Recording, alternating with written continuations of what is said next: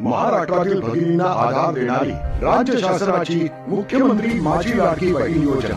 या योजनेअंतर्गत अल्प उत्पन्न गटातील 21 ते 65 वयोगटाच्या भगिनींना मिळणार दरमहा 1500 रुपयाची मदत. अर्ज करण्यासाठी 31 ऑगस्ट 2024 पर्यंत मुदतवाढ.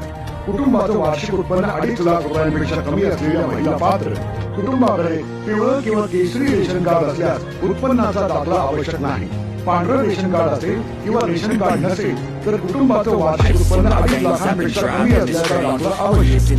योजनेसाठीचा ऑनलाईन अर्ज नारी शक्ती ग्रुप ऍपवर किंवा पोर्टलवर करायचा. या भगिनींना ऑनलाईन अर्ज करता येत नसेल त्यांच्यासाठी अंगणवाडी, ग्रामपंचायत, वॉर्ड ऑफिस, शिशु सुविधा केंद्रामध्ये किंवा आशाताई, बचत गटाच्या CRP यांची मदत उपलब्ध.